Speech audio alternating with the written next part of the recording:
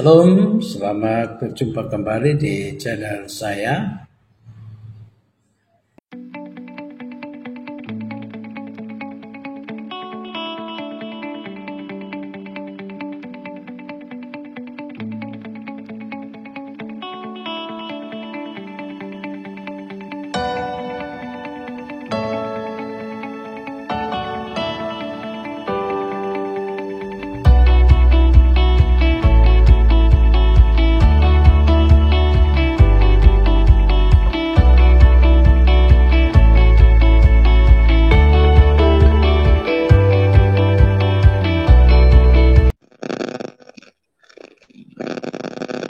Ya, jadi baik, selamat malam.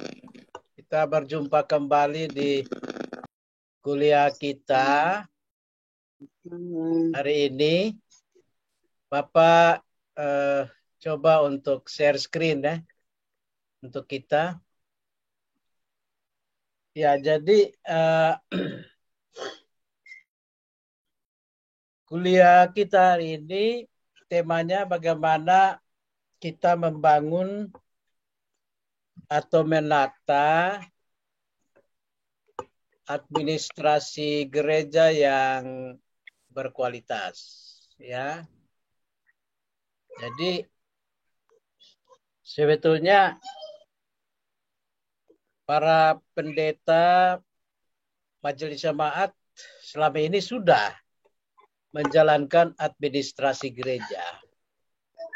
Mulai dari cara yang sederhana sampai dengan cara yang mungkin modern dan canggih, ya.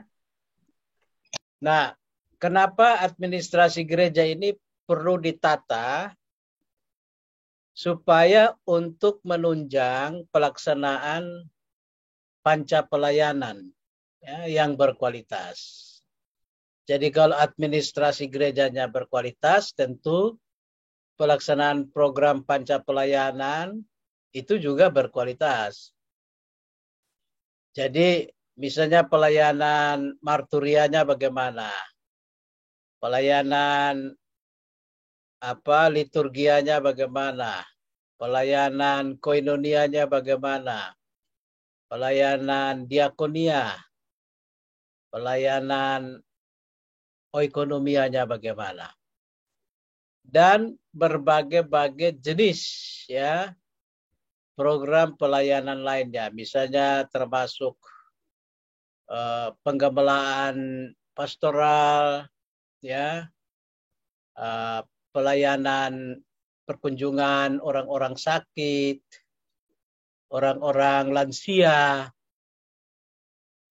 bagaimana menangani masalah-masalah pemuda, dan lain sebagainya.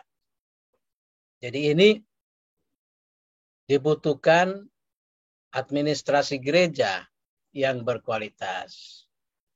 Nah, apa manfaat dari administrasi gereja yang berkualitas? Pertama, adanya data-data pelayanan yang tersedia bagi para stakeholder gereja. Ya, bagi pendeta atau ketua majelis jemaat, bagi badan harian, bagi majelis jemaat, ya, bagi penatua-penatua di lingkungan atau rayon atau gugus, ya, masing-masing penyebutannya ada yang disebut rayon, lingkungan, atau gugus atau apa saja. Itu ada berbeda-beda. Di Timor beda dan di Rote, di Alor, Sabu berbeda semua ya, ada penyebutan-penyebutan. Tapi data-data itu dibutuhkan supaya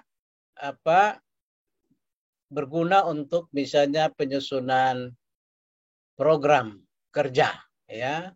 Jadi pendeta dan majelis jemaat bisa menyusun program kerja yang tepat berdasarkan data atau berbasis data.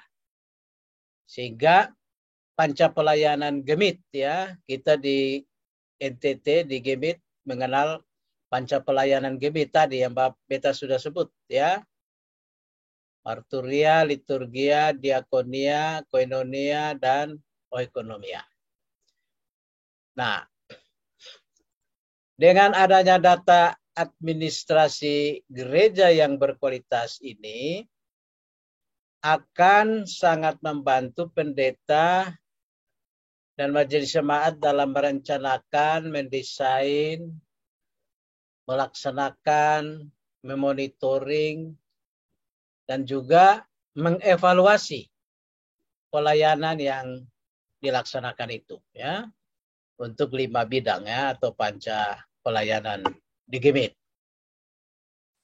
Nah, kira-kira langkah-langkah apa saja untuk penataan administrasi gereja yang baik di era modern ini?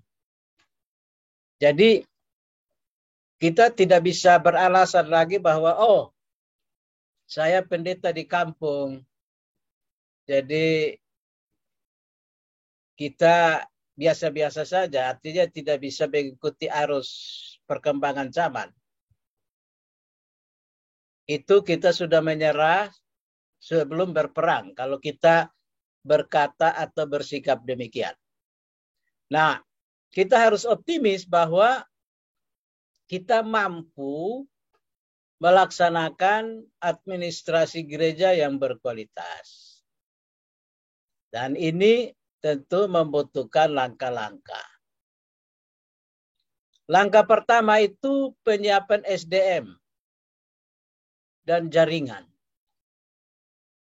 Jadi sumber daya manusia yang ada di gereja kita, di jemaat kita itu seperti apa?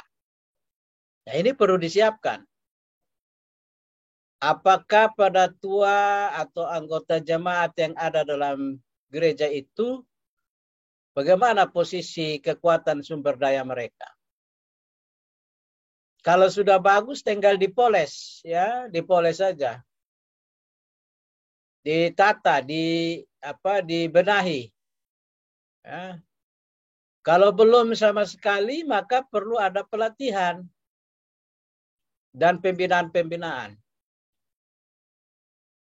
Dan pembinaan-pembinaan atau pelatihan itu tentu ya selain dari kekuatan dalam gereja, tapi juga bisa menggunakan jaringan, networking, ya, jaringan kerjasama dengan pihak luar, pihak lain. Misalnya klasis, atau sinode GIMIT, atau antar gereja yang ada di GIMIT, atau bahkan di luar GIMIT. Atau dengan pihak-pihak yang punya program, punya kepedulian. Jadi banyak orang yang mereka punya uang tidak tahu mau buat apa. Ya, mereka bingung. Jadi dengan adanya gereja yang mau menerima sumbangan mereka dan menerima karya bakti mereka, itu mereka bangga, mereka senang. Jadi itu perlu ada jaringan kerjasama, jaringan networking. Itu langkah pertama. Jadi penyiapan sumber daya, penataan dan pembenahan, pelatihan dan pembinaan, lalu membangun jaringan kerjasama. Ya, karena pelayanan ini bukan pekerjaan kita saja, ya. Paulus bilang kita membangun mitra. Kita adalah kawan-kawan sekerja Allah. Mitra atau kawan sekerja ada dalam jemaat, tapi juga di luar jemaat kita. Itu langkah pertama. Langkah kedua ialah menyiapkan sarana dan prasarana. Jadi penyiapan kantor dan ruang kerja yang memadai, ya. Jadi mesti ada kantor yang tempat untuk menaruh dokumen-dokumen. Jangan semua digabung di rumah pendeta.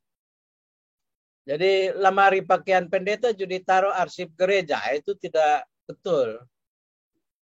Jadi harus ada penyiapan kantor ruang kerja yang memadai. Ada ruang ketua majelis.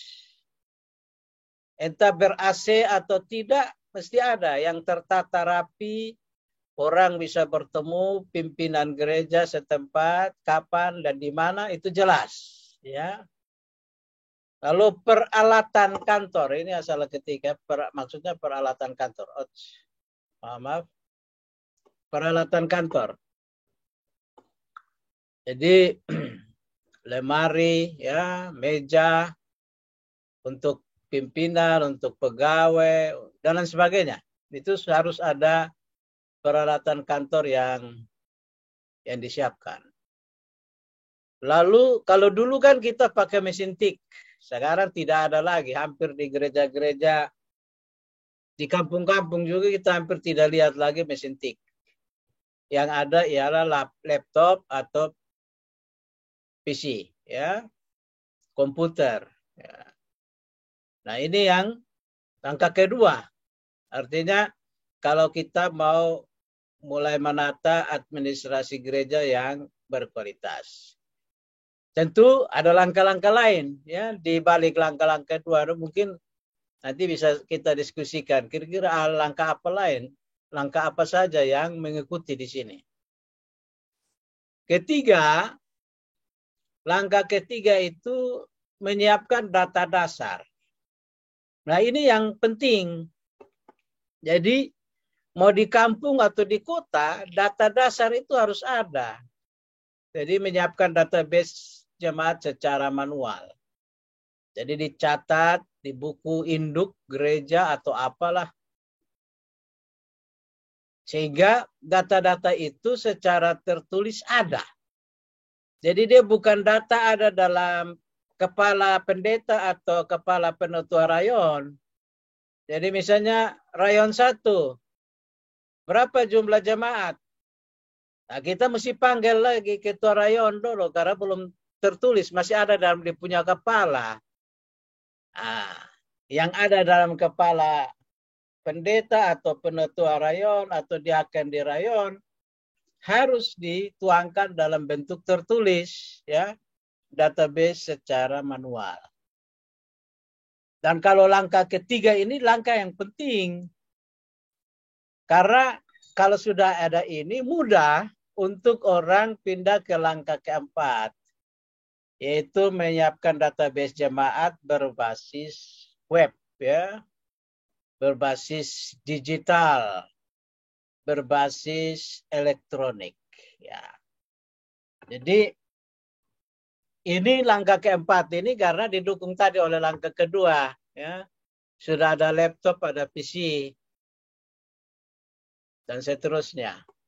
Jadi ini menurut Bapak 4 langkah penting kalau kita mau menata administrasi gereja yang berkualitas. Tentu mungkin ada banyak langkah dan tiap pendeta, tiap gereja, tiap jemaat dengan konteksnya masing-masing, ya. Mungkin langkah-langkah ini bisa diperinci lagi, dibuat lebih detail lagi sehingga bisa dilakukan.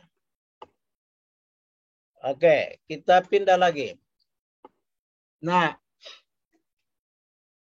indikator dari keberhasilan administrasi gereja yang berkualitas, setelah 4 langkah itu kita lakukan, maka kita sudah akan bisa mengukur sejauh mana kualitas administrasi gereja kita, ya, setelah menetapkan 4 langkah tadi, ya, setelah menyiapkan sumber daya manusia, melatih dan lain sebagainya, menyiapkan sarana prasarana dan seterusnya, menyiapkan database manual maupun berbasis digital, maka akan terasa perbedaan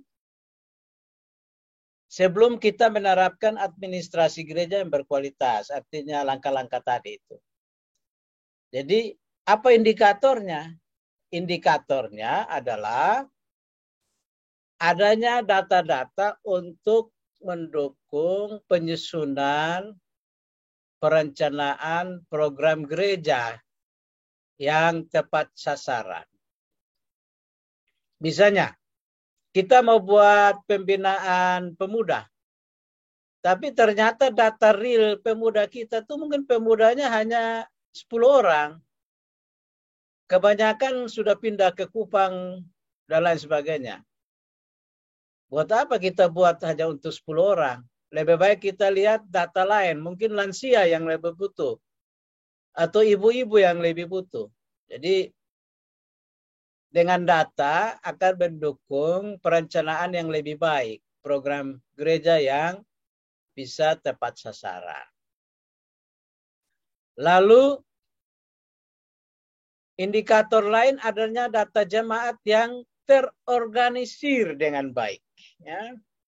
Data jemaat yang terorganisir yang baik. Kebanyakan gereja-gereja di kampung itu memang punya papan data. Tapi kebanyakan papan data itu malah tidak pernah diganti. Pendeta baru ganti juga nama ketua majelis di papan data itu masih pendeta yang lama. Ini nampak bahwa data jemaat itu tidak terorganisir. Papan penunjuk data saja masih yang lama, masih pendeta yang lama. Yang berikut indikator keberhasilan adalah dia menjadi dasar bagi pengembangan pelayanan. Jadi data-data administrasi gereja yang baik itu menjadi dasar pengembangan.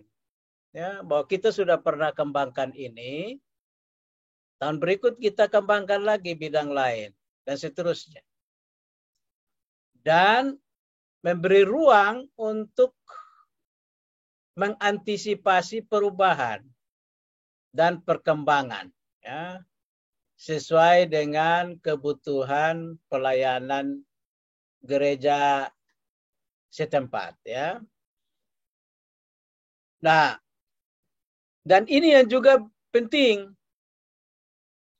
Data-data itu mudah diakses, entah diakses secara manual pada langkah keempat tadi itu, atau diakses secara digital. Jadi mudah diakses kapan saja. Dan di mana saja kalau sudah berbasis web, ya. Kapan saja, di mana saja kalau sudah berbasis web. Untuk apa? Menunjang program kerjasama. Jadi kalau gereja kita misalnya diminta data oleh gereja Jakarta, kita mau menawarkan bantuan untuk jemaat di Amarasi misalnya. Tapi biasanya orang-orang Jakarta itu biasa harus kerja berdasarkan data, sehingga bantuan mereka tidak sia-sia. Maka mudah kita berikan data kita, ini posisi data kita yang dibutuhkan, dan mereka bisa adakan kerjasama. Ya. Lalu indikator keberhasilan yang berikut adalah dia sebagai bahan evaluasi atau penilaian kinerja pelayanan. Jadi kita bisa menilai, mengevaluasi kinerja para penatua, diaken, pengajar di rayon masing-masing. Ya. Bahwa data-data ini menunjukkan bahwa wah, ternyata kinerja pelayanan penatua diaken di rayon itu masih kurang, masih lemah. Misalnya, kenapa rayon 1 itu pemasukan kolektifnya sangat rendah? Ya, karena dari data yang ada ternyata mereka jarang melakukan pelayanan ibadah rumah tangga.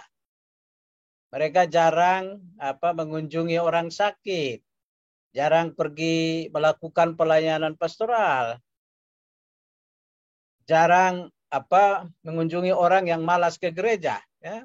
Jadi dari data-data itu akan mendorong orang, kinerja dari para pelayan di rayon-rayon, termasuk kinerja pendeta juga bisa diukur dari data-data yang ada.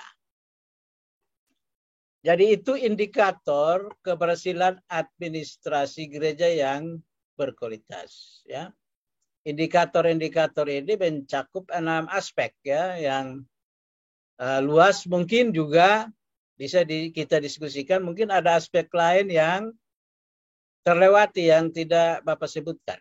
Ya, ada dalam jemaat, real dalam jemaat, tapi ternyata belum disebutkan oleh saya. Itu bisa kita diskusikan sebentar.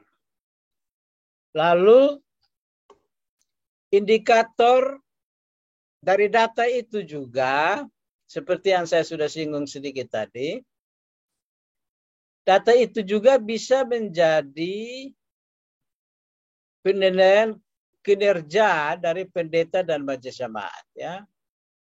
Jadi indikator keberhasilan kinerja pendeta dan majelis jemaat itu bisa diukur. Jadi terukur di situ. Artinya kita secara ilmiah bisa mengukur bahwa pelayanan saya sebagai pendeta, sebagai ketua majelis jemaat ternyata masih kurang. Karena dari data-data yang ada. Ya. Oh, saya masih kalah jauh dengan pendeta A di klasis A. Saya di klasis B. Wah, dia kok lebih maju? Ya, karena dia sudah menerapkan satu sistem administrasi yang mungkin lebih baik daripada kita. Jadi, indikator kinerja kita bisa diukur. Lalu, indikator yang berikut ialah pelayanan yang berkualitas. Jadi, pelayanan yang berkualitas. Ya. Jadi, berikut 3, produktivitas dalam pelayanan.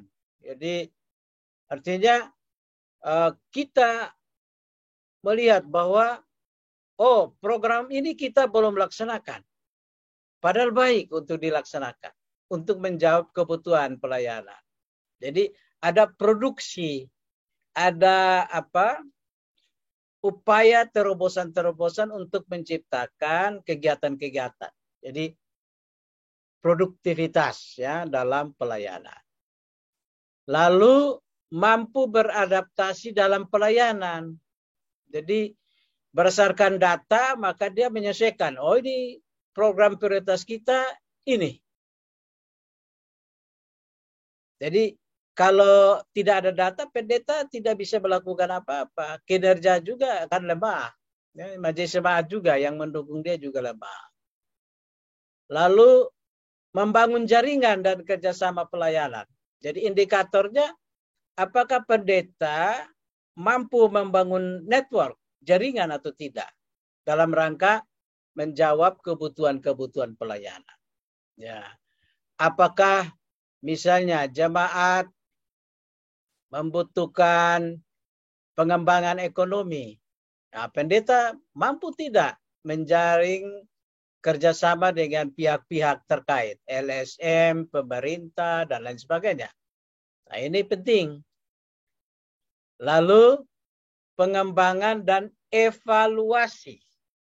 Jadi ini indikator-indikator ini keberhasilan ini untuk mengukur kinerja pendeta dan majelis jemaat di gereja setempat, gereja tertentu, gereja lokal, sudah sejauh mana? Ya, sudah sampai sejauh mana? Ya. Jadi di sini kalau kita lihat di gambar itu, ya, bagaimana seorang ya administrator ya mungkin bisa juga pendeta atau apa, dia sudah mampu mengatur data-data itu ya, dia ada jadwal ya, ada apa segala macam itu ya. Ini menunjukkan bagaimana seorang yang aktif di dalam pendataan administrasi gereja. Dia ada simbol-simbol ya, simbol-simbol yang menarik yang bisa ditafsir dari berbagai segi ya. Lalu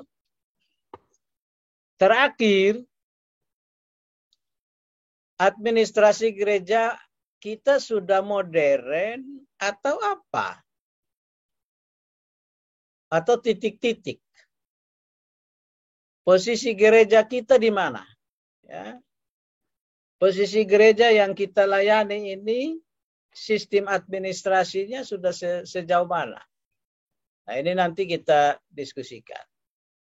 Nah, penataan administrasi gereja di era modern ini sudah menjadi suatu keharusan. Jadi tidak bisa ditawar-tawar atau dicari-cari alasan lagi. Nah, ini sudah satu keharusan. Untuk disesuaikan dengan era perkembangan zaman. Ya. Jadi di era modern ini perlu adanya ketersediaan data administrasi yang mudah diakses, ya, baik secara manual atau secara digital, untuk supaya bagaimana para stakeholder dalam gereja setempat itu bisa menjawab atau mengadakan program-program pelayanan yang menjawab kebutuhan jemaat, ya.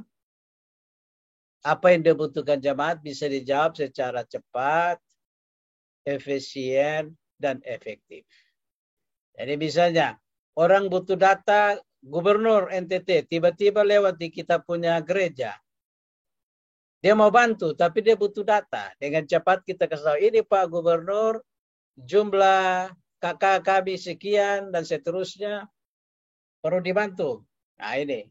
Jadi kita mampu menyiapkan data-data secara cepat, akurat, efisien, dan efektif.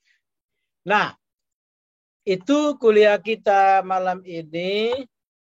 Kita masuk dalam diskusi sekarang. Silakan yang memberi komentar, boleh angkat tangan, atau langsung saja bicara, boleh. Atau bisa bergiliran. Supaya kita memperkaya materi kuliah kita malam ini. Oke. Saya beri kesempatan.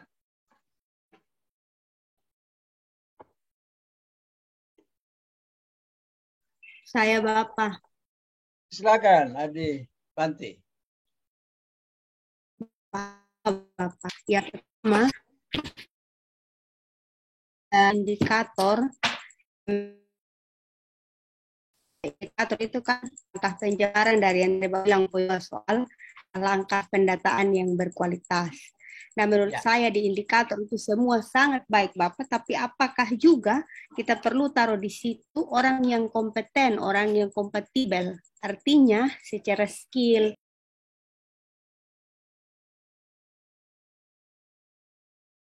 target kita di gereja kan selalu target yang dapat ukur secara angka. Misalnya penerimaan, misalnya kehadiran ibadah, itu kan semua yang terukur secara kuantitatif. Lalu apakah yang secara kualitatif itu berbeda alat ukurnya Bapak ataukah sama? Ataukah apa cara berpikir saya benar atau salah? Ataukah kalau misalnya yang kuantitatif terwujud, itu berarti secara otomatis semua yang kualitatif juga terwujud. Itu kebingungan saya ada di situ, Bapak. Terima kasih, Bapak. Ya, jadi memang langkah yang pertama itu Bapak taruh SDM dan network, ya. Jadi memang kita harus petakan dulu sumber daya manusia di gereja setempat itu sejauh mana. Jadi kita memetakan kemampuan mereka pada tingkat apa.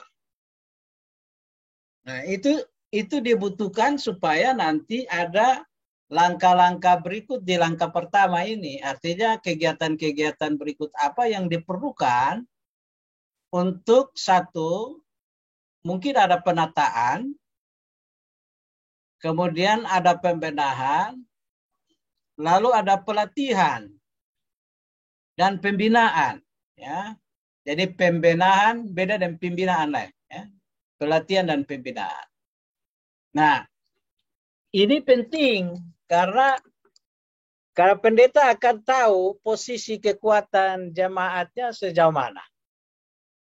Dan dia harus bagaimana bisa melatih mereka. Ya. Jadi Bapak ingat waktu, ya mungkin supaya cerita di ruang kuliah waktu di tatap muka kelas tuh. Dulu sekretaris wilayah Bapak tuh seorang guru, ya, yang menjadi sekretaris wilayah, tapi kemampuan administrasinya kurang, lemah. Tapi itu tidak serta-merta Bapak langsung mengambil alih tugas seorang administrasi wilayah. Walaupun dia membuat surat juga tidak betul, tapi Bapak tetap percayakan. Jadi beri dia ide, kasih dia ide, tolong dia buat surat. Dia buat sendiri. Dia susun sendiri, dia ketik sendiri. Sebelum dikirim kan butuh tanda tangan dari ketua majelis wilayah. Jadi Bapak baca, oh ini masih salah sedikit. Ya. Jadi bahasanya tidak Bapak ambil alih rombak total, tidak. Perbaiki sedikit-sedikit sesuai sehingga dia ada timbul rasa percaya diri. Jadi kita menyiapkan sumber daya manusia dengan potensi yang ada.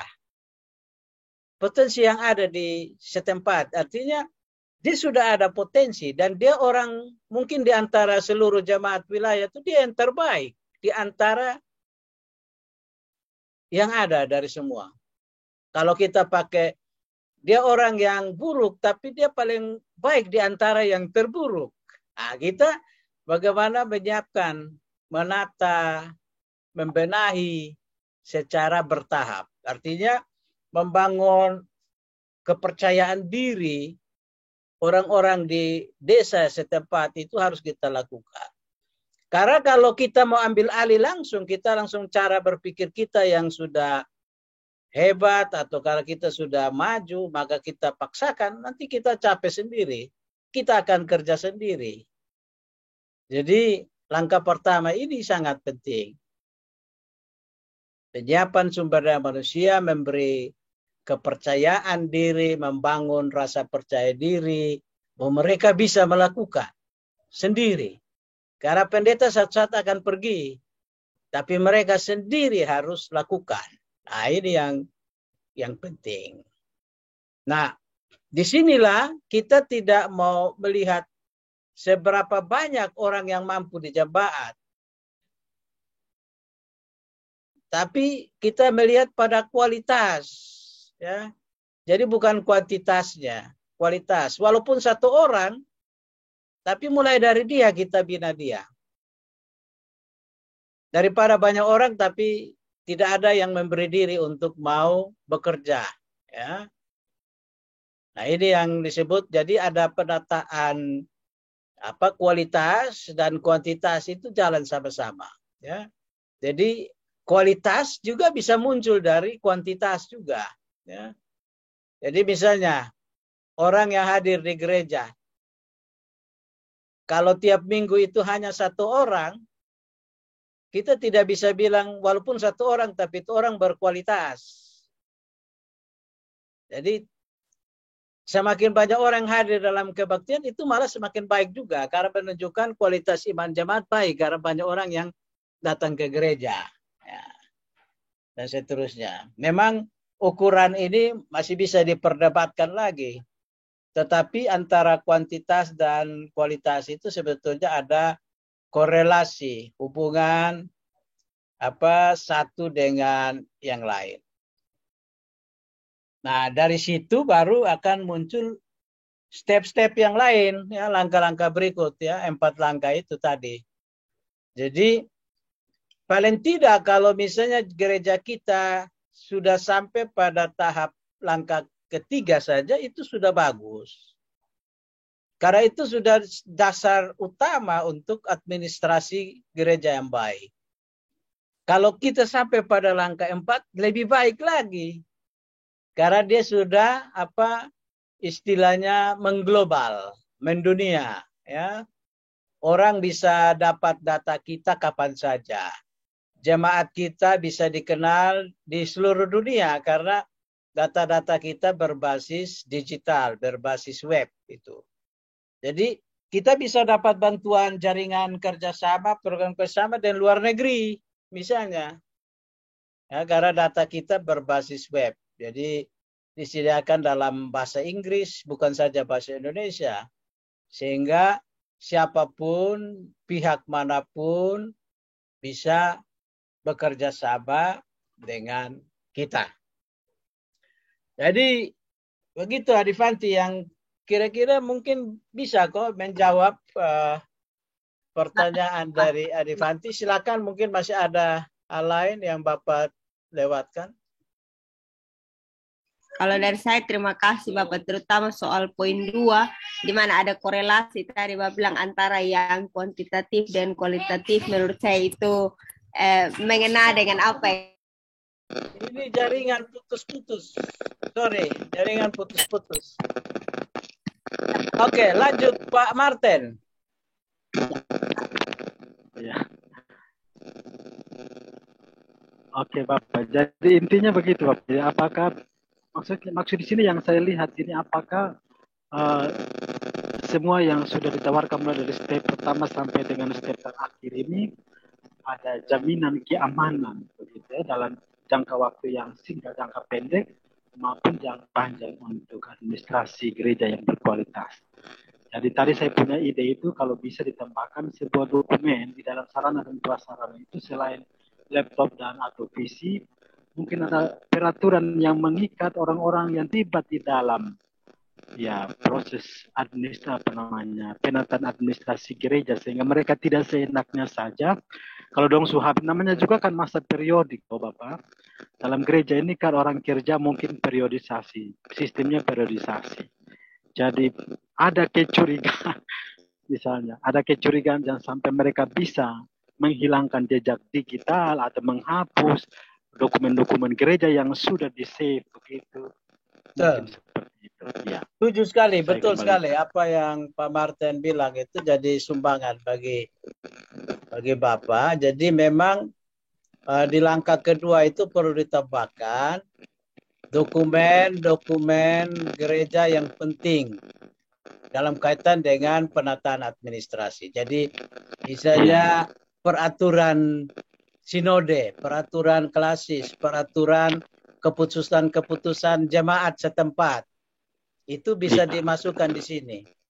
Termasuk juga misalnya SOP, ya, job description. Job description dari masing-masing orang yang terlibat di dalam penataan administrasi. Jadi misalnya bendahara apa yang dilakukan, kewenangannya apa, apakah dia berhak mengeluarkan uang begitu saja atau harus melalui keputusan jemaat. Nah, itu betul apa yang Pak Martin bilang. Jadi sehingga semua diatur dalam koridor peraturan dan kesepakatan bersama. Artinya ada peraturan yang mengikat. Nanti Bapak tambahkan di situ. Oke, makasih Pak Martin. Terima kasih Bapak. Ya. Sama Bapak ya. Silakan Ibu Nope. Baru Ibu Nova. Ya.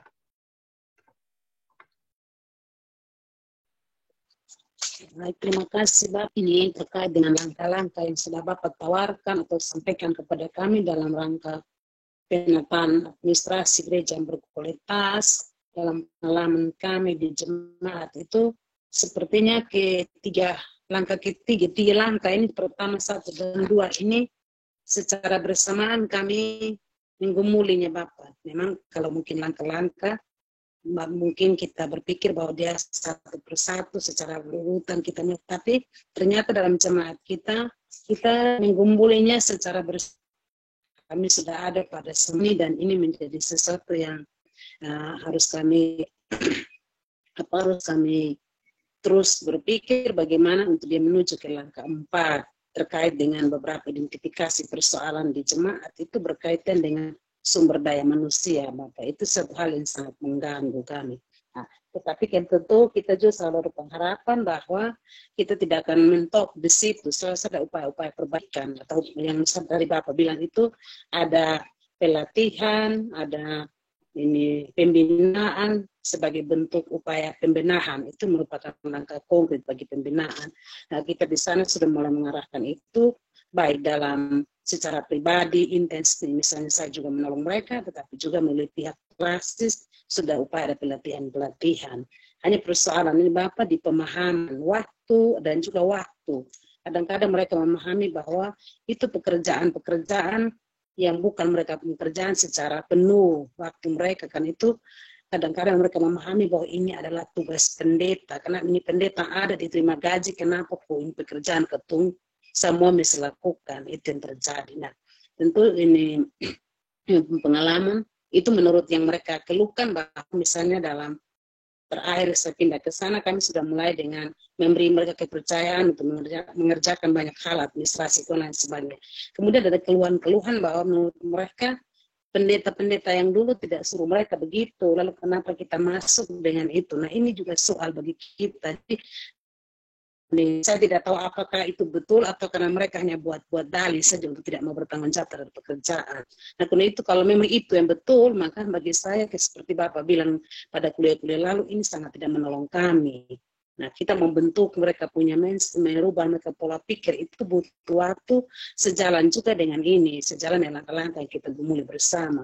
Maka tentu tidak menutup kemungkinan, seperti Bapak bilang, terpaksa juga kami harus untuk sementara waktu menolong mereka, tidak mengambil alih pekerjaan-pekerjaan itu, tapi menolong mereka dengan cara itu, membantu mereka mengerjakan hal-hal yang tidak mereka kerjakan, laporan keuangan lain sebagainya, sambil berpikir bahwa waktu mereka akan bisa mengerjakan itu. Itu memang menjadi pergumulan kami di jemaat, dengan sumber daya yang sudah sedikit, yang bisa mampu, tetapi juga sudah ditambah dengan pemahaman-pemahaman seperti itu, maka ini tentu satu hal yang berat di dalam upaya kita untuk membangun sistem administrasi gereja yang berkualitas. Tetapi tentu sekali lagi kita tidak harus bilang kau tuh bisa lakukan, kau tetap berupaya.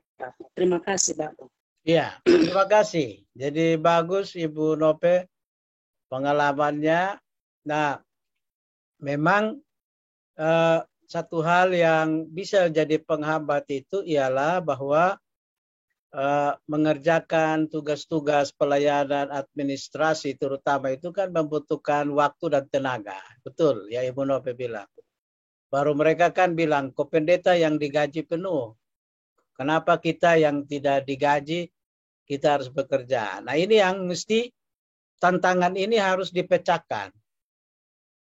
Kalau begitu maka kita juga harus rela menyusun dalam RAP kita, dalam anggaran kita, untuk memberi semacam honor bagi warga gereja, penatua diaken atau anak-anak muda kita yang bekerja untuk penataan administrasi yang baik itu, apa honor, uang, atau semacam apalah yang bisa membuat penataan administrasi itu berjalan. Karena memang begini, dan ini nanti Bapak tambahkan di poin yang kedua itu ya, tambahan dari Ibu Ide. Jadi Bapak dapat ide dari Ibu Nope, kalau gitu ada penghargaan terhadap jasa dan profesionalitas orang. Artinya orang sudah memberi pengabdian bagi gereja dalam pengembangan penataan administrasi.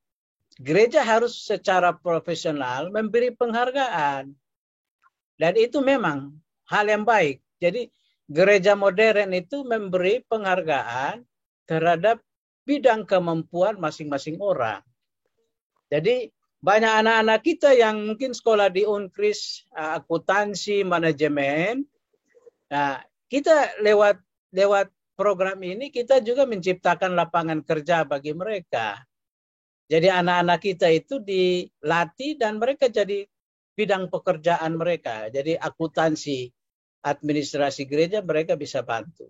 Nah, jadi kita memberi honor, ya. Tentu harus melalui RAP, ya, kesepakatan program kerja, dan dia dimasukkan dalam RAP, sehingga mereka tidak merasa bahwa bidang keahlian mereka tidak dihargai secara profesional. Dan memang gereja-gereja kita kan harus berkembang ke arah profesionalitas. Jadi ide dari Ibu Nope ini Bapak nanti tambahkan itu. Jadi penghargaan terhadap pekerja penata administrasi itu secara profesional. Penghargaan terhadap jasa mereka, ya, jasa mereka, pengabdian mereka itu dihargai. Karena tidak semua orang mampu melakukan itu. Sehingga mereka ketika menyediakan waktu, ketika mereka bekerja sungguh-sungguh, mereka tahu bahwa apa yang mereka kerjakan ini tidak sia-sia. Berguna bagi gereja, tapi juga berguna bagi income, ya, ada pendapatan income bagi mereka. Jadi terima kasih Ibu Nope. Silakan Ibu Nova. Baik Bapak, terima kasih. Bapak, beta tidak bisa hidupkan video Bapak karena jaringan kurang bagus Bapak. Oke, baik, ya. Bapak, iya, mungkin hampir senada juga dengan yang disampaikan oleh Mama Nope, yang sudah disimpulkan oleh Bapak. Itu memang sempat saya pikirkan kaitan dengan itu Bapak. Kesulitan dari langkah pertama yang Bapak sampaikan tadi itu kaitan dengan penyiapan SDM bagi para penatua dan anggota jemaat. Memang sistem kita kan sistem periode itu Bapak, penatua dipilih ya 2 periode berhenti. Nah, itu menjadi sebuah kesulitan jika kita melakukan pelatihan, pembinaan kepada mungkin sekretaris, bendahara untuk menjalankan tugas administrasi. Tetapi pada saat tertentu periode mereka berakhir, akhirnya harus digantikan dengan orang lain. Nah, itu merupakan sebuah kesulitan ketika orang lain lagi yang akan melanjutkan tugas itu. Jadi saya memiliki ide juga yang sudah Bapak jelaskan tadi itu kaitan dengan kita menyiapkan pegawai, harus ada pegawai tata usaha yang benar-benar kita akomodir, jadi kita dapat dari jemaat kita, potensi-potensi yang ada di jemaat itu dikembangkan, dijadikan pegawai tetap. Dia di luar struktur organisasi, di luar pelayanan, sehingga benar-benar mereka mengikuti betul-betul mengatur administrasi gereja itu dengan baik. Nah, saya rasa ini yang mesti Gemit pikirkan secara keseluruhan, dan ini sudah harus menjadi satu pergumulan, satu pemikiran yang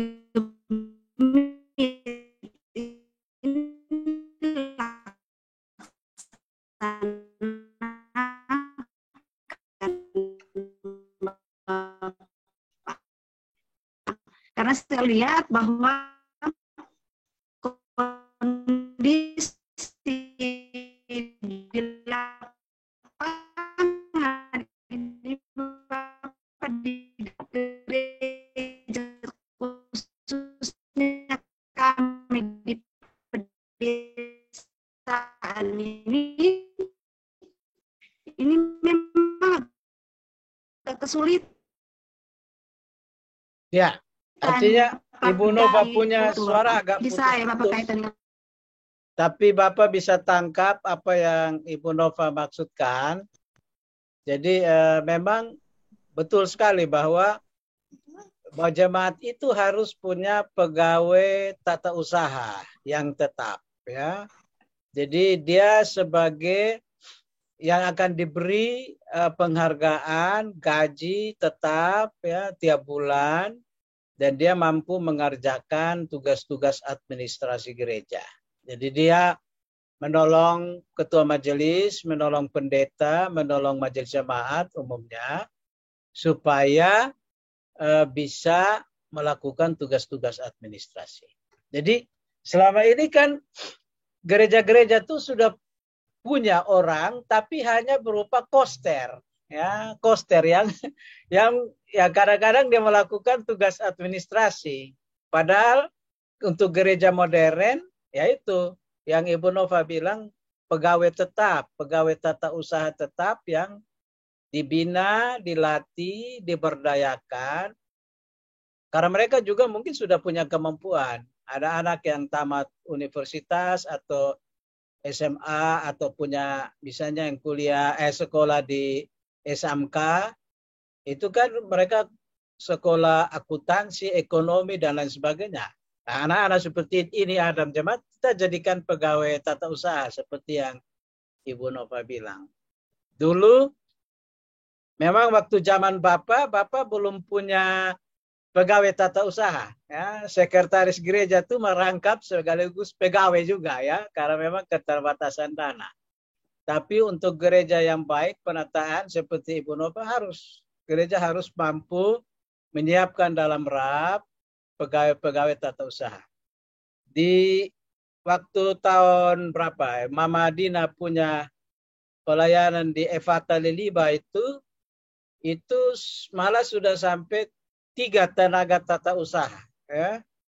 Jadi ada digaji dan melalui RAP 3 tenaga untuk supaya mampu menunjang penataan administrasi gereja, menyiapkan data-data jemaat, ya. Mereka melakukan sensus, ya, dan seterusnya. Ini untuk menolong, dan vikaris yang ditempatkan di Evata juga dipakai, dijadikan. Karena vikaris kan sudah melalui pendidikan tinggi, ya, dan cara berpikir mereka sudah maju, bisa dipakai juga untuk penataan administrasi. Jadi terima kasih Ibu Nova, idenya, sumbangsi pikirannya. Oke. Pak Martin, masih angkat tangan kok? Silakan. Iya. Sedikit komentar. Ya. Ini jadi mulai dari Bapak memberikan materi dan kami memberikan masukan, saya akhirnya menyadari flashback ke belakang dalam pengalaman pelayanan bahwa ternyata selama ini antara kami gereja-gereja, ya Bapak, banyak yang serius begitu, kurang serius dalam menata ini kejujuran, kurang serius dalam menata kelola administrasi secara baik. Jadi pemahaman sempit kami, mau dibilang begitulah, bahasa yang sedikit kasar memang, tetapi pemahaman sempit kami berkata bahwa menjadi gemit yang misioner dalam kemandirian daya, dana dan teologi itu hanya menyangkut hanya dengan jumlah orang, misalnya, ya, jumlah orang, jumlah kolekte, dan juga yang penting dia bisa bicara renungan begitu. Tetapi ternyata bahwa kualitas dari administrasi gereja sesungguhnya sangat menentukan juga gereja itu mandiri secara daya atau tidak. Begitu. Jadi kalau kita mau bilang bahwa gereja itu mandiri, benarkah bahwa dia memiliki administrasi yang berkualitas? Betul. Dan karena itu saya sangat setuju dengan apa yang tadi, mulai dari step pertama sampai dengan step keempat. Kemudian ditambahkan dengan apakah kualitas administrasi dalam gereja yang disebut mandiri secara SK dari sinode tersebut, apakah dia safe, dia terlindungi, bisa bebas dari sadap digital, misalnya kehilangan jejak digital. Itu yang mungkin ya saya dapat sampaikan sebagai komentar saya. Terima kasih. Oke, makasih untuk penambahannya Pak Martin. Terima kasih banyak. Ya, memang dari sini kita bisa melihat bahwa ternyata masih banyak hal di dalam pelayanan penataan administrasi gereja Masih Injili Timur ini perlu ditata, ya, di klasis-klasis dan juga di jemaat-jemaat. Jangankan itu, di sinode sendiri juga masih perlu ditata kembali, ya, untuk supaya bisa menunjang program pelayanan. Jadi misalnya gini, apakah sinode tahu misalnya data jemaat di Pak Martin pun jemaat? Misalnya apakah sinode tahu jumlah pemuda di Ibu Nope atau Ibu Nova pun tepat. Nah ini yang per mouse klik Sinode langsung dapat tahu. Ternyata tidak, karena Sinode sendiri belum menyiapkan, mungkin database manual saja belum, apalagi database web. Nah ini yang perlu dicermati ya. Dengan ini kita perlu mencermati ya. Oke, lanjut. Silakan, mungkin ada yang mau memberikan komentar pemikirannya. Bapak persilakan. Saya Bapak. Ya, silakan. Ibu. Bapak. Ya, baik. Bapak, terkait dengan tadi Bapak bicara soal arah sinode terkait dengan administrasi gereja berkualitas. Saya kira untuk kita ada kemajuan Bapak, sekarang ada sensus berbasis online itu sudah di jemaat-jemaat Bapak. Jadi mungkin diharapkan di aras kelas itu bisa menindaklanjuti itu. Kalau kami di Molo Barat sudah dimulai dengan pada aras jemaat. Jadi itu program klasis, semua sudah di tiap-tiap jemaat. Kami sementara berjalan dengan tenaga sensus itu dari mahasiswa stik Bapak. Jadi mungkin kita tidak otomatis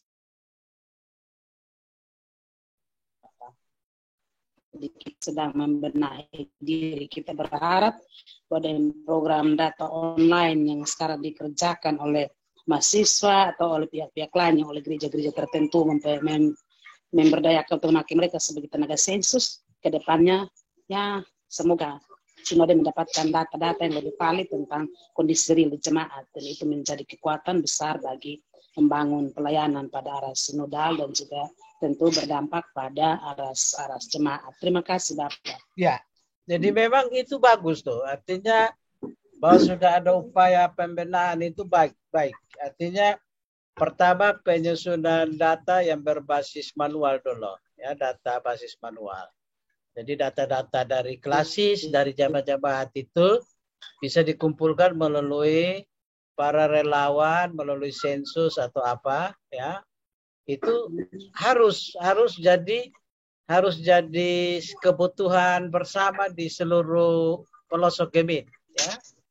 Karena itu juga nanti akan berguna bagi Majelis Sinode dalam penyusunan, pemetaan, misalnya pengembangan sumber daya SDM, peningkatan misalnya untuk dalam rangka mutasi, ya, dalam rangka penataan wilayah-wilayah pelayanan Gemit misalnya. Jadi dari data-data itu akan mendorong untuk perencanaan program pelayanan lebih baik, ya. Jadi bagus sekali kalau pendeta-pendeta di kampung-kampung, di desa-desa mendukung upaya-upaya pembenahan itu. Dan dia mulai dari tingkat sinode, bersambung pada klasis, bersambung lagi pada jemaat lokal tertentu di wilayah-wilayah itu, maka itu sangat bagus, ya.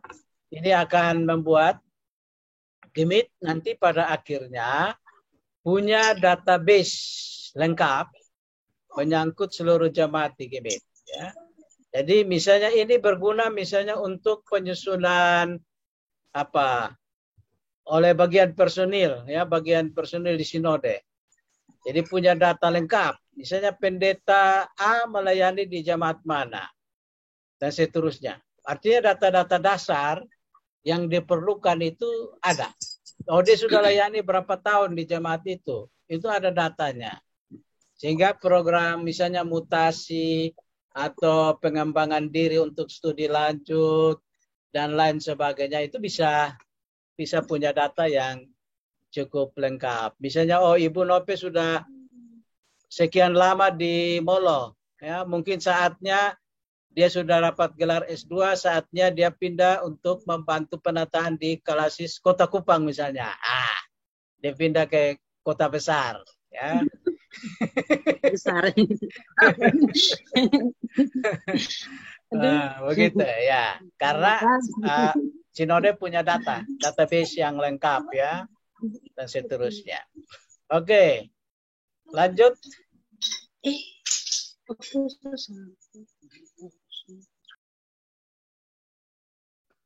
Mam Nope siap, so.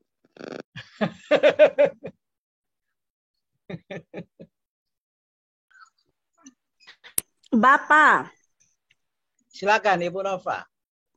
apakah termasuk kita di sinode misalnya tuh Pak, menyiapkan tenaga-tenaga yang khusus di bidang keuangan, administrasi, dan ini bagian sekretaris, itu Bapak mesti orang-orang ahli yang sekolah khusus itu. Apakah Tepat sekali. itu bisa terpikirkan di masa yang akan datang, Bapak? Karena kita para pendeta ini kan tidak belajar secara khusus administrasi. Kita hanya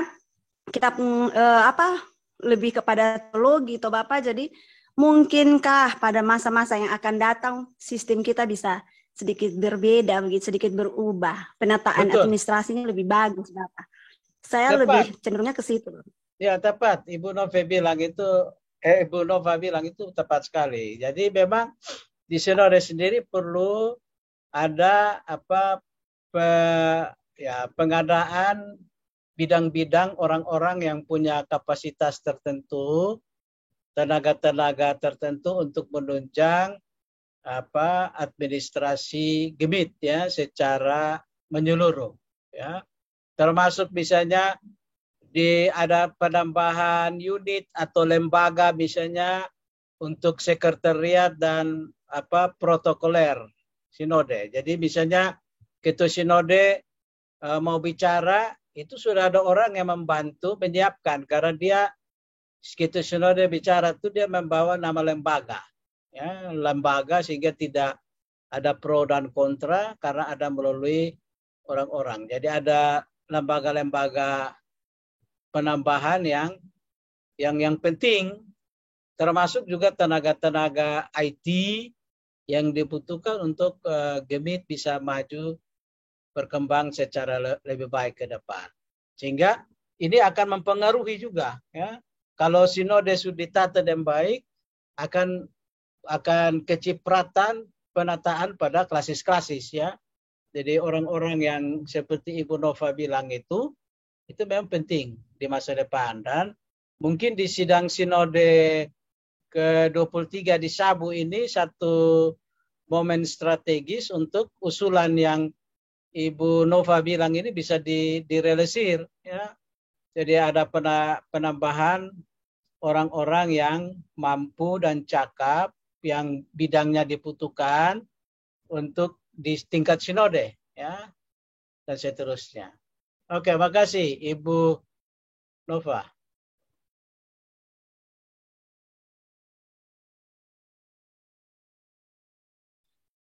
Lanjut.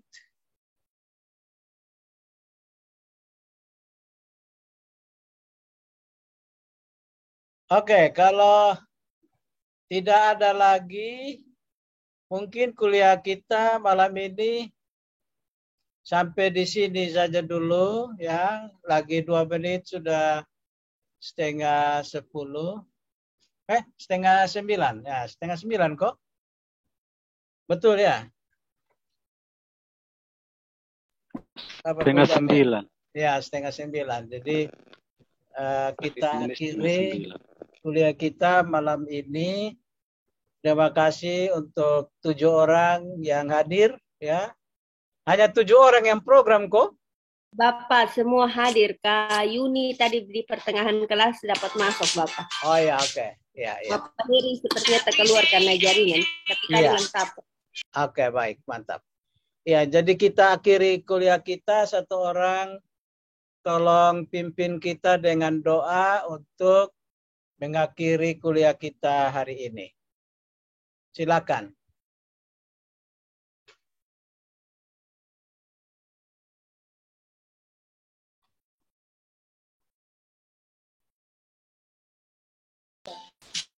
Martin untuk kita kok. Oh, Ibu Fanti bilang Pak Martin berdoa kok, bisa kok? Martin, makasih. Makasih Bapak. Ya. Kita berdoa. Bapak surgawi, Bapa di dalam nama Tuhan Yesus Kristus yang kami sapa, yang kami sembah dalam roh dan kesempatan malam ini Tuhan, kami bersyukur, kami berterima kasih. Nah, sesi perkuliahan kami untuk mata kuliah administrasi gereja bersama Pak Pendeta Dr. Mesa Petang telah berakhir.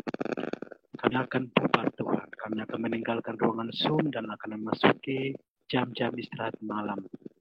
Kiranya Tuhan tetap menolong, menyertai. Semua yang disampaikan maupun dalam diskusi menjadi bekal pengetahuan untuk kami boleh dapat masuk pada penataan pelayanan administrasi baik masa kini maupun masa depan di dalam jemaat-jemaat segemit di mana Tuhan tempatkan kami untuk mengabdi dan berkarya melayani. Dalam lindungan Tuhan sepanjang malam istirahat kami. Biar dalam tidur kami Engkau pun tetap memberkati kami dengan semua yang kami butuhkan untuk hari baru nanti. Dan bangunkan kami dalam suasana sukacita dari Tuhan yang menjadi jaminan perlindungan bagi kami, tapi juga membawa kami untuk terus bersyukur dan berkata dan mengampuni dosa dan salah kami Tuhan. Di dalam nama Yesus Kristus kami berdoa. Amin. Amin. Salam Bapak. Salam. Terima kasih banyak semuanya. Sama-sama. Ya, Saya juga sangat senang sore ini. Ya, dah. Dah Bapak, dah. Salam. Salam Bapak. Saya sinyal putus-putus Bapak jadi. Salam. Ya. Tony bisa bawa banyak ini Bapak. Ya.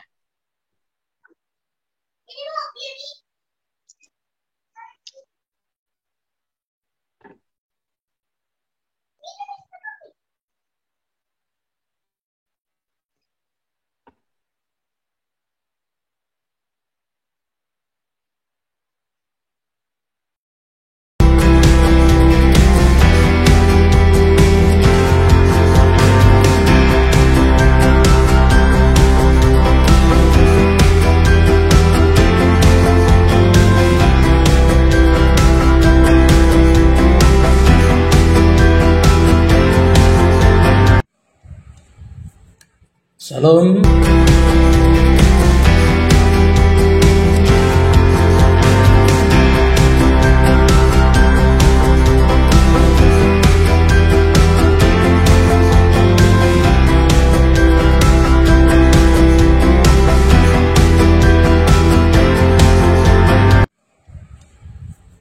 Salam.